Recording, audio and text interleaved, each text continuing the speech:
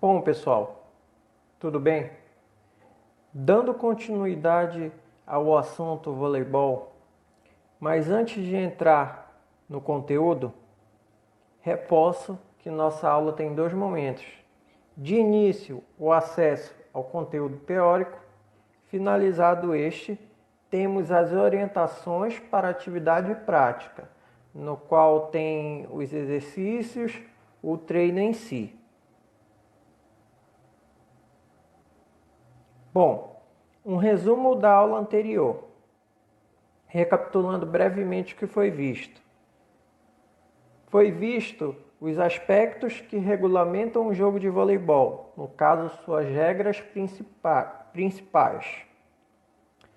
Em tais aspectos, como medidas de rede e de quadra, o período de jogo numa partida de voleibol, o número de jogadores que compõem uma equipe, o sistema de rotação, também conhecido como rodízio, os tipos de infrações às regras do jogo, bem como a função de cada componente do corpo de arbitragem, assim como quem são estes.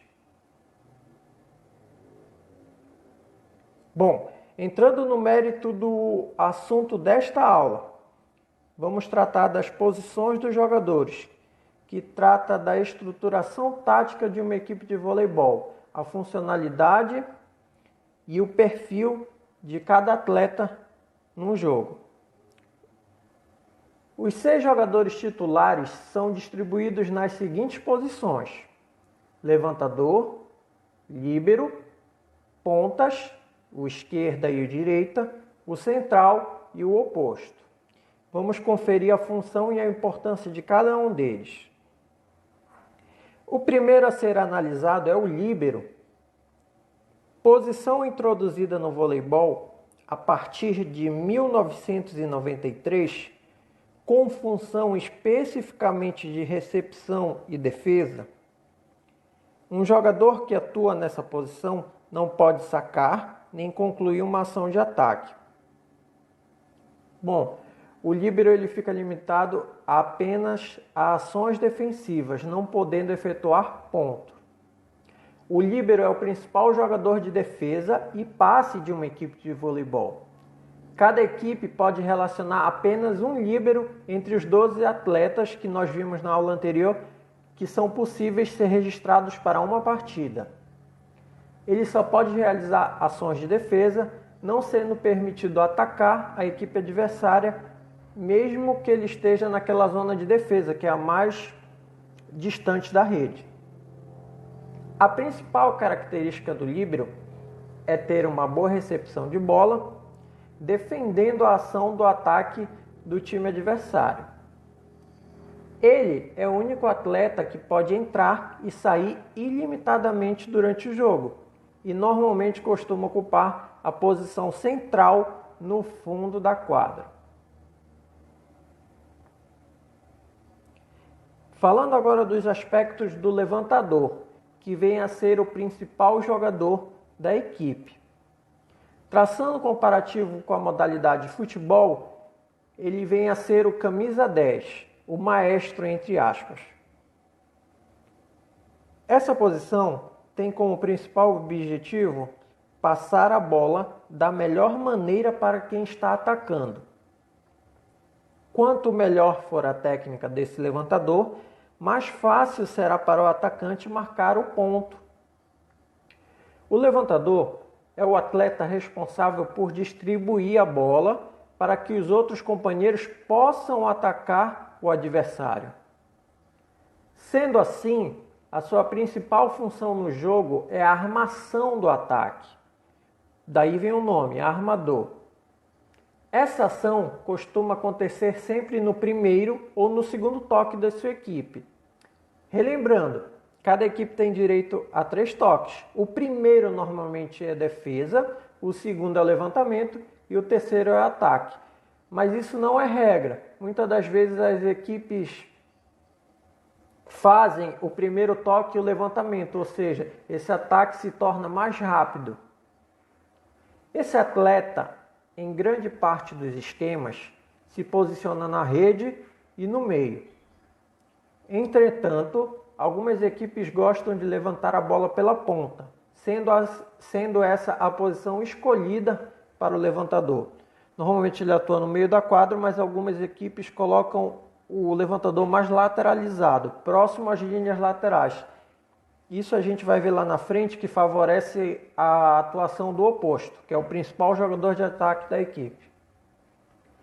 O levantador não necessariamente precisa ser um atleta muito alto, até porque temos exemplificações de atletas de estatura bem baixa atuando nessa posição. Contudo, ele precisa ter uma boa visão de jogo, um grande entrosamento com os atacantes e adotar uma posição de liderança frente à sua equipe. Falando agora da funcionalidade do atacante de meio, que também é conhecido como central. Além de ter papel fundamental no ataque, esse jogador auxilia também na defesa, pois costuma ter altura privilegiada em relação aos demais, o que facilita o bloqueio do ataque adversário. Bom, esses atletas de meio, eles são os mais altos da equipe. Por isso mesmo, eles são os encarregados de fazer essa função, que é de realizar o bloqueio do adversário. Além disso, eles também precisam ser bem ágeis, pois são os principais responsáveis pelas bolas rápidas, que são aquelas lançadas pelo levantador com velocidade e altura baixa. Normalmente a descrição dessa situação ocorre naqueles lances rápidos próximo à rede. Quem costuma assistir jogo de voleibol já visualizou essa situação anteriormente. Tratando agora das funções do atacante de ponta ou ponteiro passador, ou simplesmente os pontas. Os atacantes de ponta também têm função dupla, assim como o atacante de meio, no caso central. Além de se preocuparem com as ações ofensivas, têm função defensiva importantíssima. Geralmente são atletas que apresentam bom passe. Os jogadores de ponta são aqueles que ficam posicionados nas laterais da quadra. Está aí a correlação com o nome da posição. As principais funções deles são defender o ataque do time adversário e realizar o ataque na entrada e saída de rede, que são as posições laterais bem próximas da rede. Normalmente o levantador atua no meio e os pontas abertos. Grande parte das vezes o ponta é designado para uma das funções. Isso acontece porque normalmente ou ele tem um grande domínio da recepção, ou seja, a capacidade defensiva, ou ele tem bastante força e velocidade, sendo um especialista em atacar, nas funções de ataque. Bom, tratando da funcionalidade do oposto, que é o principal jogador de ataque de uma equipe de voleibol. É o jogador especialista em ações ofensivas da equipe. Recebe esse nome justamente pelo fato de o jogador atuar na posição oposta à do levantador. Bom, aquele exemplo que nós vimos, foi mencionado anteriormente sobre o levantador, muitas das vezes sair do meio e jogar numa lateral, é justamente para favorecer a jogada do oposto que virá na lateral oposta. A principal função do oposto é o ataque. Por isso, ele deve estar posicionado de forma a receber o passe do levantador. Ele costuma ser o jogador mais procurado para realizar as jogadas de saída, ou seja, na linha dos 3 metros, próximo ao local que separa a defesa do ataque. Lembra que a equipe de voleibol é dividida em 2 trios. 3 ficam mais próximos da rede e 3 ficam mais próximos ao fundo de quadra, que são divididos por essa linha de 3 metros. Finalizado as posições dos jogadores, veremos os aspectos que compõem o voleibol de praia, que é uma variação do voleibol tradicional, o de quadra. Surgiu em Santa Mônica, Califórnia, Estados Unidos. Por volta do ano de 1920, ainda demorou umas décadas até que essa atividade de convívio entre amigos e conhecidos na praia começasse a realmente virar um esporte. Bom, ele surgiu na praia, praticado por amigos, como atividade somente de lazer, de caráter recreativo apenas. Até que por volta dos anos 70, começaram a surgir algumas competições e torneios profissionais, algo mais oficial. Ele começou a se tornar esporte verdadeiramente dito. Em 1996, o voleibol de praia passou a ser uma modalidade olímpica, tanto para o masculino quanto para o feminino.